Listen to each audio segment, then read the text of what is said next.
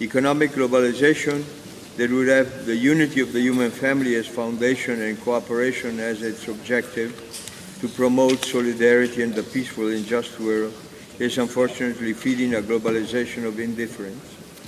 The most obvious expressions of such indifference are the collective selfishness and cynical realism which exclude the weakest and sacrifice human persons on the altar of short-term interests power. Mr. President, in this context and in the framework of the CCW, an alarming development seems to be gaining ground. The respect and promotion of international humanitarian law are increasingly ignored and violated. Just look at what is happening in today's armed conflict. At best, the humanitarian principles have become a mesmerizing litany.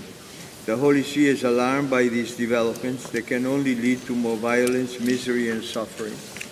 The Holy See associates itself with the responsible and urgent warning launched recently by the United Nations Secretary General and the President of the International Committee of the Red Cross.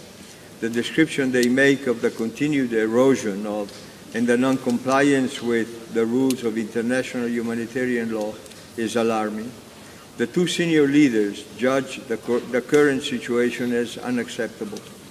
They see that the world is at the crossroads and that all state and non-state actors have the duty to engage to renew a contract for humanity that should benefit millions of people affected by armed conflict.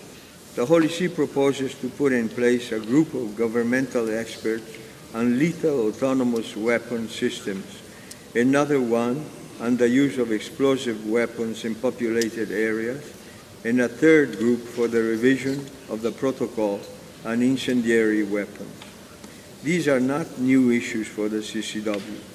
What is happening on the ground in many conflicts is unacceptable. The CCW bears a part of the responsibility with regards to these negative developments and to providing solutions in areas of its competence. Mr. President, in a renewed awareness of the seriousness of the situation of international humanitarian law, the CCW is called to fulfill its role in partnership with the ICRC, international organization, and civil society active in this area. Allow me, Mr. President, to conclude with this quote from the speech of Pope Francis to the General Assembly of the United Nations last September.